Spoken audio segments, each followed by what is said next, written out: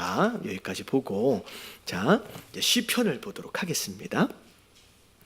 자, 이 시편은 우리가 지난번에 이제 간간히 살펴봤던 것처럼 그냥 시편은 시니까 그냥 앞에서부터 뒤에까지를 쭉 읽어 내려가면서 여러분 느끼시면 돼요. 제가 중요한 부분들만 제가 짚어드리도록 하겠습니다. 자, 1절서부터 8절까지 쭉 읽어보도록 하겠습니다. 61편입니다. 시작. 하나님이여 나의 부르짖음을 들으시며 내 기도에 유의하소서. 내 마음이 약해질 때에 땅끝에서부터 주께 부르짖으오리니 나보다 높은 바위에 나를 인도하소서. 주는 나의 피난처시요 원수를 피하는 견고한 망대이심이니이다. 내가 영원히 주의 장막에 머물며 내가 주의 날개 아래로 피하리이다. 주 하나님이여 주께서 나의 서원을 들으시고 주의 이름을 경외하는 자가 얻을 기업을 내게 주셨나이다. 서원을 이행하리이다. 주께서 왕에게 장수하게 하사 그의 나이가 여러 대에 미치게 하리이다. 그가 영원히 하나님 앞에서 거주하리니 인자와 진리를 예비하사 그를 보호하소서. 그리하시면 내가 주의 이름을 영원히 찬양하며 매일 나의 소원을 이행하리이다. 이행하리이다.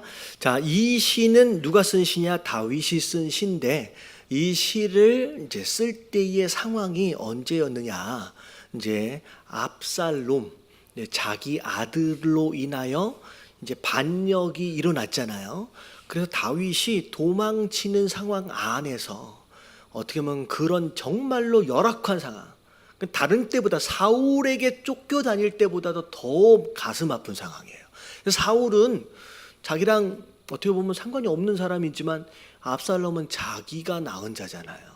이 아들에 의해서 반역이 도모되어진 상황 가운데서 이 다윗이 어디까지 피했냐면요, 요단강까지를 건넜어요. 요단강 동편까지 도망할 수밖에 없는 상황 가운데서 쓴 시다라고 생각하시면 됩니다. 그리고 이 시는 어떻게 보면 다윗이 이게 그러니까 나이가 많이 먹었을 때 쓴 시예요. 그래서 6절에 보니까 주께서 왕에게 뭐하게 하셨다? 장수. 그러니까 오래 살도록 하셨다라고 하는 이 표현은 이제 나이를 많이 먹은 상태에서 노년에 쓴 거죠. 그러니까 인생 말년에 노년에 이런 어려움을 겪는다라고 하는 것은 사실 쉽지가 않아요. 어떻게 보면 10대 때, 20대 때 사울을 피하여 도망가야 하는 그런 상황이다라고 한다면 우리 한국 속담에도 젊어 고생은 뭐라 한다고 해요? 사서라도 한다라고 얘기를 하잖아요. 그러니까 젊었을 때의 고생, 어쩌면 그때의 고생이다라고 한다면 나중에 왕 되어지기 위해서 필요했던 무슨 훈련이다라고 생각할 수 있을 것 같아요. 젊으니까, 아직 살 날이 더 많으니까. 근데 인생 노년 말년에 이런 고난을 당한다라고 하는 건 이거 훈련받고 나중에 또 더 할 거예요. 곧 죽을 때가 되는데 이것만큼 가슴 아픈 일이 없을 거라는 거죠. 그럴 때 다윗이 어떻게 하나님 앞에 기도했느냐라고 하는 것을 보면 우리가 어떻게 보면 이런 종류의 고난은 당하지 않는다라고 할지라도 고난 가운데 우리가 어떻게 해야 살아날 수 있느냐라고 하는 거에 대한 비결을 얻을 수 있는 거예요. 그래서 여호와여 나의 부르짖음을 들으시오며 라고 나와 있어요. 자, 힘들고 어려우면 뭐라도 해라. 그냥 부르짖기라도 하라는 거예요. 부르짖기라도. 기도가 잘 안 될 거예요. 진짜 힘들면요, 정돈되어진 기도가 안 돼요. 그러면 뭐라도 해요. 그냥 뭐라고 하면 될 것 같아요. 주야라고 하든지 아버지라고 하든지 그렇게라도 하라는 거예요. 다윗이 살 수 있었던 비결이에요. 부르짖기라도 한 거예요. 자, 2절을 보니까 내 마음이 약해진다는 거예요. 그러니까 몸도 약해 있잖아요. 노년이니까. 그러니까 어떻게 보면 내가 차라리 그냥 포기해버리고 싶고 그냥 다 놔버리고 싶고 다 끝장내버리고 싶은 그런 마음이 이 목구멍까지 올라온 거예요. 그런 마음이. 심지어 어디에서부터? 약해질 때 땅 끝에서부터. 지금 다윗은 요단강까지 건너서 더 이상 도망칠 곳이 있다 없다? 없는 상태예요. 더 이상 갈 곳도 없는 이 끝자락, 그러니까 절벽 끝에서 하는 얘기예요. 거기에서 뭐하고 있다? 부르짖으오니라고 나를 인도하여 주시옵소서라고 나오겠어요. 여러분, 부르짖는 게 여러분 쉬울 것 같은데요, 참 신기한 게 뭐냐면, 여러분 육신적인, 그러니까 육적인 본능은 여러분 물에 딱 빠졌어요. 물에 빠지면 어떻게 할 것 같아요? 물에 딱 빠지는 순간, 여러분 혹시 엄마나 아빠한테, 선생님한테 너 물에 빠지면 살려달라고 큰 소리로 외쳐야 돼 라고 연습했거나 훈련받은 사람 있을까요? 없어요. 육적인 본능은 물에 빠지면 가르쳐주지 않아도 뭐 하게 돼 있어요? 큰 소리로 살려달라고 부르짖게 돼 있어요. 육적인 본능이에요. 근데 희한하게 영적인 본능은 거꾸로 가요. 죄인된 영적인 본능은 힘들고 어려우면 부르짖어지지가 않아요. 뭐 하게 돼요? 오히려 입을 다물고 침묵하게 돼요. 육적인 본능은 다치면 어디를 가야 하는 줄 알아요? 병원을 빨리 가야지 사는 줄 알아요. 영적인 본능은 영적으로 아프면 영적인 병원이 어디예요? 영적인 병원이 어디예요? 교회잖아요. 영적인 본능은 거꾸로 가요. 영적으로 아프고 다치면 뭘 먼저 끊어요? 교회 먼저 끊어요. 그러니까 육적인 본능과 영적인 본능은 거꾸로 가요.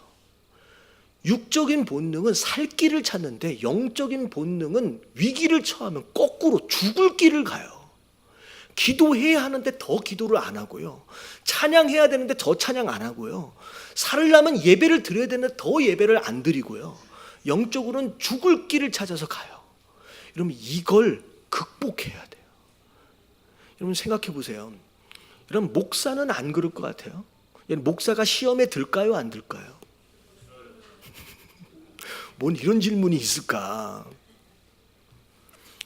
장로님 앞에, 장로님 시험 드실 때가 있나요? 많이 있어요. 목사가 됐든 장로가 됐든 시험 들어요. 근데 희한하게 시험 들면 제일 먼저 가기 싫은 데가 어딜 것 같아요? 교회 먼저 가기 싫어요. 왜냐면 이게 죄인 되어진 영적 본능이에요. 여러분 이걸 돌이켜야 사는 거예요. 여러분 이거는 훈련되어져야 돼요. 연습해야 돼요. 다윗이 위기에 처할 때마다 부르짖거든요. 여러분 다윗이 자연스럽게 부르짖은 게 아니에요. 여러분 다윗은 얘기했잖아요. 출생의 비밀이 있다고.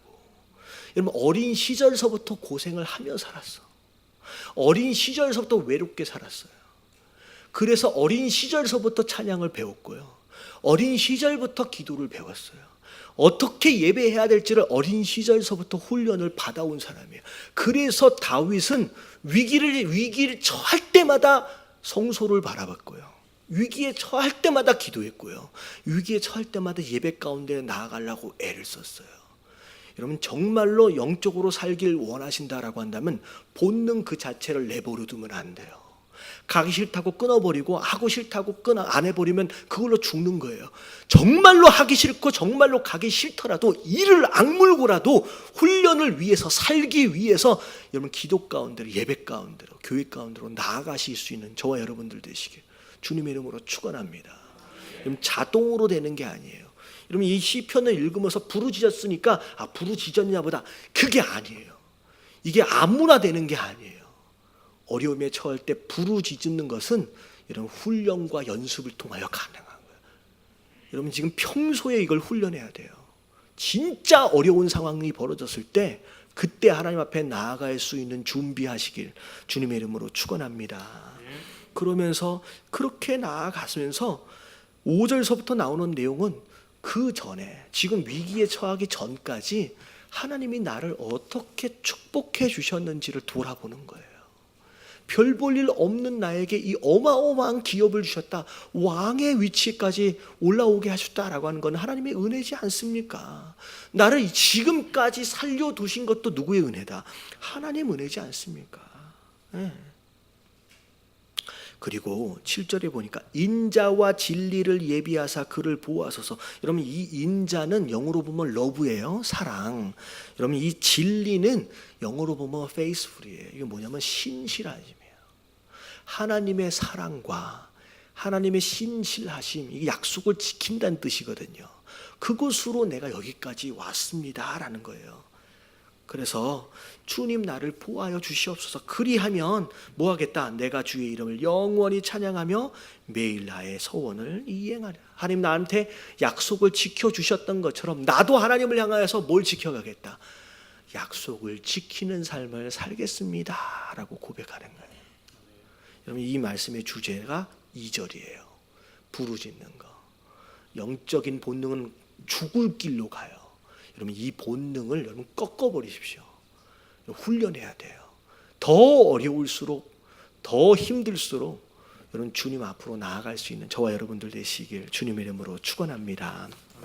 아멘. 자 62편 볼게요. 자 1절서부터 12절까지 우리 쭉 한번 읽어봅니다.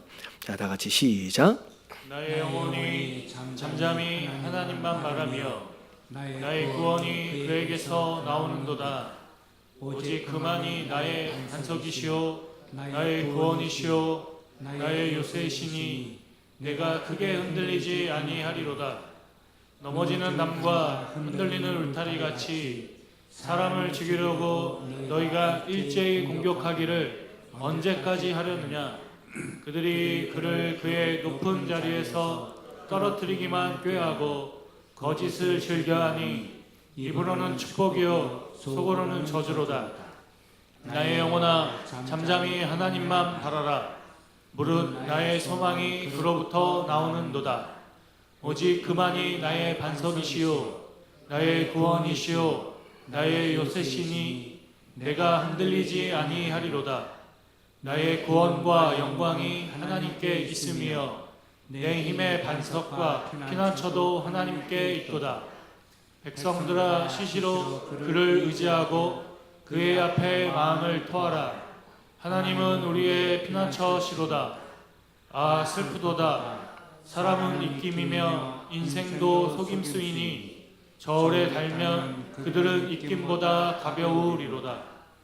포악을 의지하지 말며 탈취한 것으로 허망하여 지지 말며 재물이 늘어도 거기에 마음을 두지 말지어다.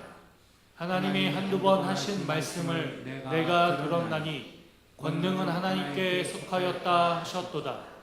주여 인자함은 주께 속하오니 주께서 각 사람이 행한 대로 갚으심이니이다. 자, 이 시도 다윗이 쓴 시고, 자 배경도 똑같이 압살롬의 반역에 의해서 어떻게 보면 다윗이 고생하고 있는 상황에서 쓴 시입니다.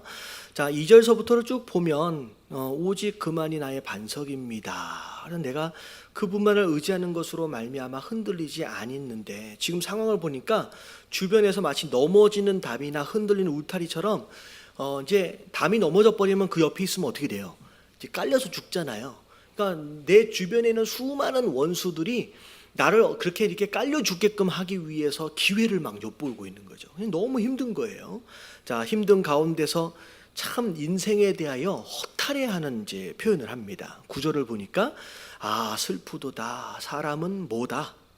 입김이라는 거예요. 그 믿었던 자들이 저렇게 위선되어지고 저렇게 가식적이고 그렇게 배반하는 그런 모습들을 보면서 인생도 속임수니 저울에 달면 그들은 입김보다 가벼우리라. 그런 얘기를 하면서 인생에 대하여 허탈해하는, 믿었던 자들이 자기를 배반하는 그런 모습들에 대하여 너무 가슴 아파하는 그런 얘기를 하는 거예요. 네. 자, 앞에 나왔던 것처럼 진짜 힘들고 어려우면 뭐 하기라도 하라 그랬어요? 부르짖으라 그랬잖아요. 자, 이 62편의 가장 중요한 핵심 구절은 1절에 있어요. 자, 1절에 자, 나의 영혼이 뭐 한대요? 잠잠히 하나님만 바라며. 이런 위기를 극복할 수 있는 다윗만의 두 번째 비결이에요. 두 번째 비결이에요. 심지어 부르짖을 힘조차 없을 때가 있어요, 없어요? 있어요. 진짜 답답해가지고 말도 안 나올 때가 있어요. 그런 때는 어떻게 해야 돼요? 자, 내 영혼이 잠잠히라고 하는 표현이 이제 두 가지 의미가 있어요. 첫 번째는 뭐냐면 입을 열어라 열지 말라. 그냥 다물라는 거예요. 그러니까 힘들고 어려워지면 믿음이 없어지거든요. 그러니까 믿음이 없어지는 상황이 되어지면 차라리 뭐 하는 게 나아요? 입을 다무는 게 나아요. 믿음이 없을 때에 입을 벌리면 무슨 말만 나올 것 같아요? 그러면 안 좋은 말만 나와요. 불평하고 원망하는 얘기만 나와요. 그러니까 내 마음에 지금 믿음이 있느냐 없느냐라고 하는 걸 확인해서 지금 믿음이 없다라고 느껴지면 차라리 뭐 하는 게 낫다? 입을 다무는 게 낫다는 거예요. 이스라엘 백성들이 출애굽하고 광야에 나왔어요. 그들이 아직 믿음이 없어. 믿음이 없을 때 입을 벌리니까 계속 모세하고 아론한테 뭐라고만 얘기해요. 불평하고 원망하는 거예요. 왜 우리를 여기까지 끌고 나왔냐는 그런 얘기만 하고 앉아 있는 거예요. 그래서 믿음이 없다, 내가 정말로 마음이 힘들다라고 여겨지면 차라리 입을 뭐 하는 게 나아요? 다무십시오. 여러분, 침묵이 약일 때가 있어요. 오히려 오히려 입을 벌려서 입술을 벌려가지고 말을 꺼낸 것으로 말미암아 스스로를 더럽히지 말라 그래요. 예수님 뭐라고 말씀하세요? 입으로 들어간 게 그 사람을 더럽게 만드는 게 아니라 오히려 그 입에서 나오는 것이 뭘 만든다? 그를 더럽게 만든다라고 얘기하는 거예요. 그러니까 우리의 말이 우리 스스로를 더럽힐 수 있어요. 차라리 그렇게 더럽힐 만한 그런 말이다라고 한다면 뭐 하지 말라는 거예요. 잠잠히라고 하는 거예요. 근데 희한하게 어려운 상황이 되면 뭐가 그렇게 간지러워요? 요놈의 입이 그렇게 간지러워. 그렇게 말하고 싶은 거예요. 그러니까 그럴 때는 어떻게 하냐? 여기 지퍼를 달아가지고 이렇게 했다가 해야 돼요. 그러니까 거의 대부분이 믿음 없을 때 뭘로 먼저 죄를 짓냐면 입술로 죄를 지어요. 재밌는 얘기 하신 것 같아요. 입이 먼저 범죄를 해요. 자, 그리고 이 잠잠히라고 하는 표현은 뭐냐면 어려운 상황을 만나면 마음도 뭐해지기 시작하냐면 분주해지기 시작해요. 뭐예요? 분주해지기 시작하면서 큰일 났다. 잠잠히라고 하는 것은 좀 가만히 좀 있으라는 거예요. 믿음 없을 때는 움직이면 돼요, 안 돼요? 안 된다는 거예요. 믿음이 없으면 입도 다물고 뭐도 움직이지 말아요. 몸도 움직이지 말아요. 그냥 가만히 좀 있으라는 거예요. 왜냐하면 믿음 없이 움직이면 그게 뭐예요? 그게 죄예요. 다른 게 죄가 아니라 믿음 없이 행하는 게 죄라 그랬잖아요. 그러니까 믿음 없이 움직이면 그때부터 죄 짓기 시작하는 거예요. 믿음이 안 생기면 약간 가만히 있는 거예요. 좀 가만히 좀 있으라는 거예요. 이게 이제 그 얘기예요. 출애굽하고 나서 앞에서는 홍해, 뒤에는 누가 쫓아와요? 애국 군대가 쫓아와요. 자, 그때 난리가 나는 거예요. 분주해지기 시작하는 거예요. 이거 어떻게 했냐? 그때 모세가 하나님이 모세를 통하여 하신 말씀이 뭐냐면 너희는 뭐하라? 너희는 가만히 있어. 그 다음에 뭐예요? 주가 하나님됨을 알지. 뭐 가사가 맞는지 모르겠네요. 맞죠? 그냥 믿음이 없어서 막 분주해지지 말고 그냥 가만히 있으래요. 근데 중요한 건 뭐냐면 가만히 있고 입 다물고 이러고 있는 건 신앙이 아니죠. 그 다음에 뭐 하는 거예요? 누구만? 하나님만 바라보는 거예요. 여러분, 이게 신앙의 결론입니다. 입 다물고 가만히 있는 것 자체가 중요한 게 아니라 입 다물고 가만히 있는 가운데 시선은 누구에게? 하나님께. 하나님만이라 그랬잖아요. 하나님께만 바라보는 거예요. 여러분, 이거는 문제를 직시하는 게 아니에요. 지금 다윗이 만난 문제를 바라보라는 게 아니에요. 이 문제를 어떻게 해결할지를 방법을 찾으라는 얘기가 아니에요. 제가 얘기했잖아요. 문제는 뭐든 마찬가지예요.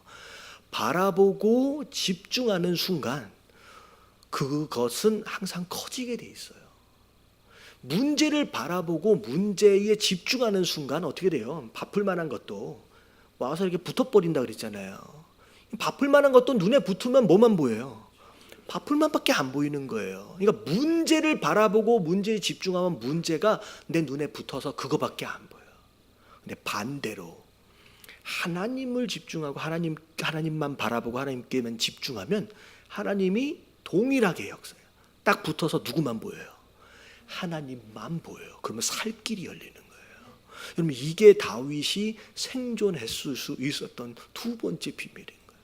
두 번째 비결. 그래서 뭐라고, 나의 구원이 누구에게서 난다? 그에게서 난다. 내가 살 길은 내가 방법을 찾고 해답을 찾는 것에 있는 게 아니라 내가 주님을 바라보는 것, 그 안에 구원이 나오기 때문이다 라고 얘기하는 거예요. 이 두 번째 비결. 진짜 부르짖기도 쉽지 않다, 정말 어렵다라고 한다면 입 다물고 가만히 있는 가운데 누구만 바라보라? 하나님만 바라보십시오. 그러면 그 안에서 구원을 경험하게 되는 줄로 믿습니다. 자, 그러면서 11절 12절을 보니까 하나님 말씀이 갑자기 기억난 거예요. 자, 권능이 누구에게 속했다? 하나님께. 근데 이 권능은 권세와 능력을 의미하는데, 이 하나님은 대단한 분이잖아요. 근데 중요한 것은 아무리 권능이 있어도 그분이 이제 편하게 옆집 아저씨면 그분이 가지고 있는 권능이 나랑 상관이 없잖아요. 근데 권능만을 얘기하지 않고 22절에 뭐라고 약속했어요? 그 주여 인자함이 주에 속해. 인자는 사랑이거든요. 그러니까 권능과 사랑, 이 사랑은 관계성이에요. 그러니까 권능과 사랑은 함께 가는 거예요. 그분의 능력이 내게 의미가 있어지려면 내가 그분과 관계 안에 있어야 된다는 거죠. 그래서 지금 다윗이 내가 살 수 있는 것은 권능도 주에 속했을 뿐만 아니라 사랑도 그 안에 있기 때문에 내가 살 길이 있다라고 얘기를 하는 것이죠. 자, 요게 이제 62절에 대한 내용입니다. 자, 마지막 것까지 우리 63편까지 보도록 하겠습니다. 쭉 읽다가 제가 중요한 것만 딱 집어서 말씀을 드리는 거예요. 자, 1절서부터 자 11절까지 다 같이 천천히 한번 읽어볼게요. 시작. 하나님이여, 주는 나의 하나님이시라. 내가 간절히 주를 찾되 물이 없어 마르고 황폐한 땅에서 내 영혼이 주를 갈망하며 내 육체가 주를 앙몽하나이다. 내가 주의 권능과 영광을 보기 위하여 이와 같이 성소에서 주를 바라보았나이다. 주의 인자하심이 생명보다 나음으로 내 입술이 주를 찬양할 것이라. 이러므로 나의 평생에 주를 송축하며 주의 이름으로 말미암아 나의 손을 들리이다. 골수와 기름진 것을 먹음과 같이 나의 영혼이 만족할 것이라. 나의 입이 기쁜 입술로 주를 찬송하되 내가 나의 침상에서 주를 기억하며 새벽에 주의 말씀을 작은 소리로 읊조릴 때에 하오리니 주는 나의 도움이 되셨음이라.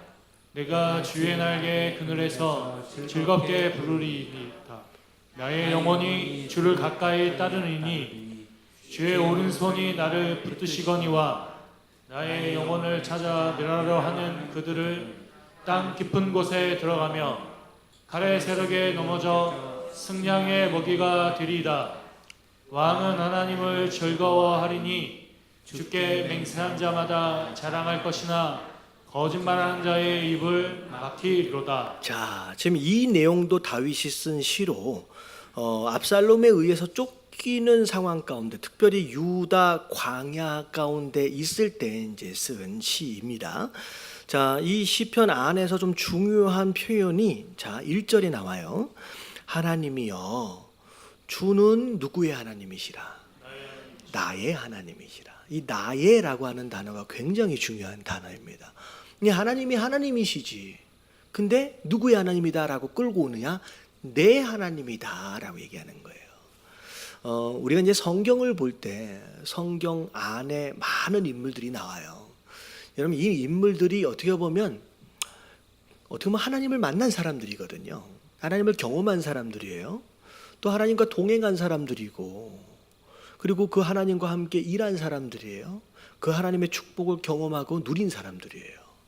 근데 그들은 그들의 하나님 안에서 그들의 하나님과 더불어서 그 하나님을 경험했어요. 근데 중요한 건 뭐냐면 아브라함의 하나님의 아브라함의 하나님으로만 남아버리고, 어떻게 보면 다윗의 하나님의 다윗의 하나님으로만 남아있다라고 한다면 나하고는 의미가 없는 거죠.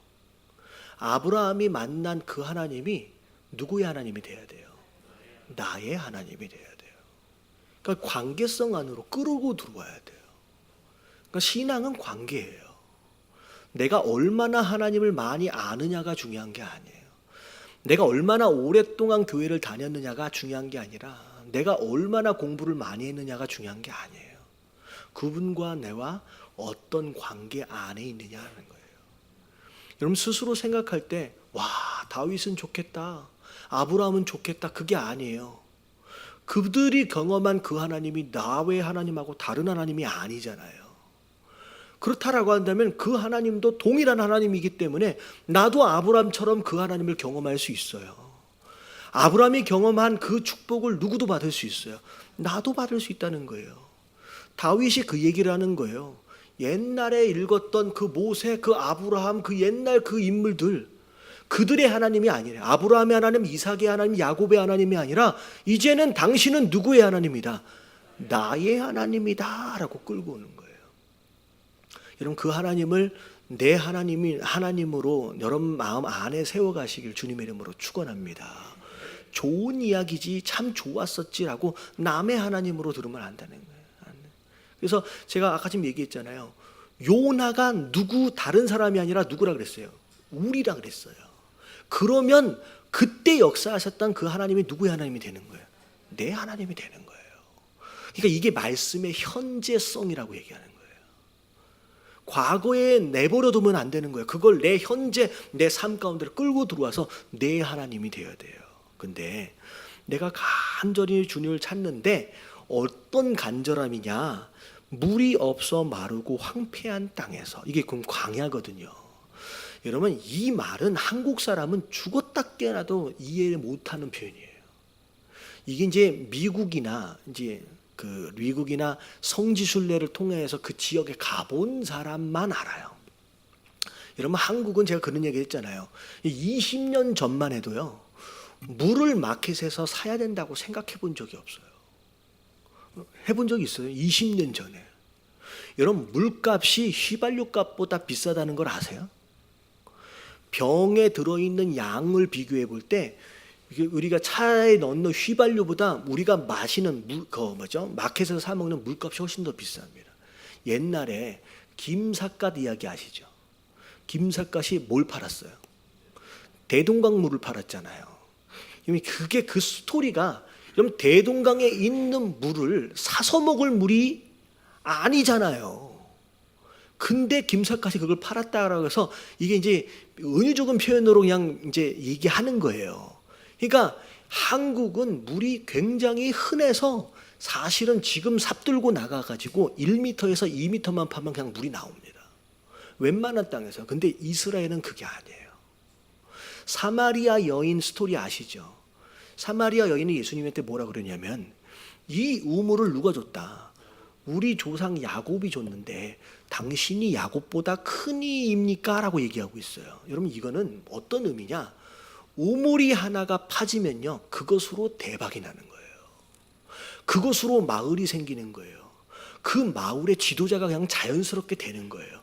우물 하나가 얼마나 귀하냐면 심지어 유대 땅에 가보면요, 물 하나가 나오기 위해서의 깊이로 들어갔을 때 10m, 20m는 약과예요.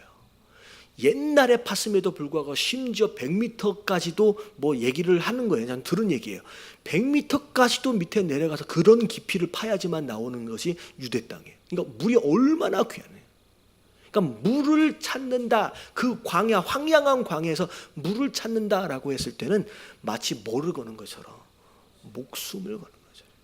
시편에 보면 사슴이 뭐라 그래요? 목마른 사슴이 시냇물을 찾는다라고 하는 말은 우리가 일반적으로 이해 못하는 말. 사슴이 어떻게 생겼냐면요, 이 목구멍으로 내려가는 이 식도가요 셀로판지처럼 굉장히 얇답니다. 그래서 이게 항상 촉촉하게 젖어 있어야 돼요. 이게 딱 말라버리면, 이 옛날 우리 학교 다닐 때 셀로판지 이렇게 물 묻어가지고 딱 붙었다가 조금만 말라지면 어떻게 돼요? 뗄 때 찢어지죠. 사슴이 딱 그렇게 생겼어요. 그래서 목이 말라서 물이 촉촉히 젖어 있지 않은 상태가 되면 붙어버려요. 그러면 그걸로 다시 떨어지지 않아요. 그냥 죽어요. 그래서 사슴은 시냇가에 항상 천적이 있는데 목숨을 걸고 두리번거리면서 한 목을 먹고 도망가고 한 목을 먹고 도망가는 거예요. 그러니까 물 하나 먹기 위해서 목숨을 거는 이 사슴의 모습처럼 지금 다윗이 하나님을 향하여 뭐 하고 있다는 거냐? 갈망하고 앙모한다. 이 하나님이 없으면 다윗은 어떻게 된다는 거예요? 나는 죽게 생겼습니다. 여러분 이게 다윗이 하나님을 향하여 가지고 있었던 간절함이에요. 우리 교회가 회복해야 할 첫 번째는 하나님에 대한 뭐다? 두려워하는 마음이라 했잖아요. 두 번째 회복해야 할 게 뭐냐면 간절함이에요. 한국 교회가 간절함을 잃어가고 있어. 오히려 30-40년 전에 찢어지게 가난했을 때는 뭘 위해서라도 뜨겁게 기도했냐면 이놈의 지겨운 이 가난 아니라고 해결해달라고, 이 가난 우리 자식에게 물려주지 않도록을 위해서라도 간절하게 기도했어요. 금요 예배요. 제가 이제 이거 보통 금요 예배는 거의 1시간 반을 설교를 하는데 여러분 힘들죠? 안 힘들어요? 저는 설교하는 것보다 듣는 게 더 힘들더라고요. 앉아 있는 게 되게 힘든 줄 알아요. 여러분 제가 어렸을 때 우리 한국 교회에서 금요 예배 가면 목사님들 몇 시간씩 설교했는지 혹시 아세요? 기본적으로 2-3시간 설교하셨어요. 그리고 몇 시까지 기도했는지 아세요? 그냥 밤 새셨어요. 그때는 그런 간절함이 있어. 근데 이제는 방향을 잃어버렸어. 왜? 먹고 살만해졌어. 더 이상 붙들고 기도할 만한 무엇인가가 없는 거야. 이 사실은 먹고 사는 문제가 해결되어진 것으로 말미암아 이제는 무엇을 위해 기도해야 되냐면 그 하나님의 뜻을 위해서, 전도와 선교를 위해서, 죽어가는 영혼을 위해서 기도해야 되는데 이제는 그거는 남 일인 거야. 내가 배불러 버리는 거 끝나는 거예요. 그래서 지난번에 그런 얘기 있잖아요. 배고파 죽겠는데 사과 달라 그러는데 뭐 준다고요? 씨로 준다고. 사과 주시면 먹고 나서 뭐 할 것 같아요? 안에 있는 씨 심을 것 같잖아요. 근데 사람이 안 그래. 일단 배불러 버리면 씨는 관심이 없어져. 하나님, 우리가 이 가난을 극복하면 그때는 우리가 전도고. 근데 신기하게 오히려 가난할 때 더 많은 선교사가 나갔어요. 찢어지게 가난하고 어려울 때 더 많은 사람들이 선교사로 헌신했어요. 근데 지금은 오히려 더 살만한데도 불구하고 이제는 선교사가 돌아오고 있잖아요. 이젠 더 이상 안 나가려고 그래요. 고생 안 하려고 그래요. 다윗이 지금 이 얘기를 통하여 과연 우리는 하나님을 향하여 어떤 간절함이 있느냐는 거예요. 눈물 흘리며 기도할 만한 제목이 있어요, 없어요? 있어요, 없어요? 이제는 별로 없는 시대를 살고 있는 것 같아요. 여러분 중간중간 간혹 가다가 어려운 일들이 조금씩 있다라고 하는 거, 여러분 이게 약인 줄로 믿습니다. 차라리 그 고난 때문이라도 뭐 할 수 있어요? 기도할 수 있고, 좀 뭐 말라버린 그 눈물 쥐어짜서라도 조금이라도 나올 수 있다라고 한다면 얼마나 간절한지. 그래서 이런 표현이에요. 첫사랑을 잃어버렸다. 진짜 예수님 만나고 막 그거 하나만으로도 뭉클하고, 그냥 말씀 한 구절만 읽어도 막 이 나한테 주시는 말씀인데 막. 근데 이 시편을 지금 몇 편을 읽었는데 전혀 감동이 없어. 이게 뭔 말씀이지? 오늘은 왜 이렇게 말씀이 긴가? 더 이상 이렇게 되면 안 되네. 점점 무뎌져 가고 있는 우리의 신앙의 모습, 이게 굳은 살이 돼버리면 안 된다는 거죠. 오히려 고난이 있고 좀 힘들어질수록 이게 더 기도하라고 말씀하시는 거다. 이게 깨어있도록 하나님께서 정신 차리라고. 이게 이제 아까지 말한 그 정신이 아니에요. 이제 제 정신이 아니라 성령 충만의 정신으로 좀 돌아올 수 있도록 오히려 약으로 주시는 느낌이 좀 들어집니다. 이게 오늘 이 63편의 내용의 핵심이 그거예요. 네가 하나님을 향한 간절함이 있느냐라는 거예요. 진짜 말씀에 대한 사모함이 있느냐라고 물어보고 계시는 거예요. 진짜 목마른 사슴처럼 한 모금을 안 마시면 내가 죽게 생겼습니다라고 하는 그런 간절함이 있느냐라는 거예요. 절실함이에요, 절실함. 그러면서 심지어 3절을 보면 이게 되게 이제 유명한 표현이에요. 주의 인자심이 무엇보다 낫다. 생명보다. 여러분 사는 것보다 중요한 게 어디 있어요? 근데 생명보다 뭐가 더 중요하다? 인자 하나님의 사랑이 더 귀한 거예요. 왜냐하면 생명은 살아봤자 100년이에요.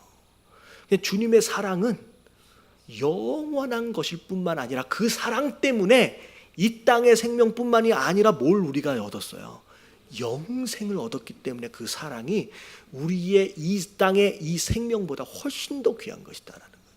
그래서 다윗이 그 사랑을 잃어버리지 않도록, 마치 욥처럼 다 잃어버려도 그 하나님의 사랑만 있으면, 사랑만 먹고 어떻게 사냐 그게 아니에요. 그 사랑만 있으면 다 회복할 수 있어요. 그 사랑을 붙잡는 이 다윗의 모습을 보면서 점점 이게 안일함에 빠진다 그러잖아요. 이게 제가 여러분들을 이상하게 이제 만들려고 그런 게 아니라 사실 제 안에 있는 그 마음이에요. 목사임에도 불구하고 점점 뭐해져 가고 있어요? 안일함에 빠져가는 거예요. 습관화되어져 가는 이런 모습들을 통하여서 우리가 정신을 차려야 돼요. 간절함으로 눈물을 회복하고 첫사랑을 회복할 수 있는 저와 여러분들 되시길 주님의 이름으로 축원합니다. 자, 우리 같이 찬양하면서 금요일 말씀까지 봤는데 우리 하나님 앞에 좀 결단하는 시간 갖도록 하겠습니다.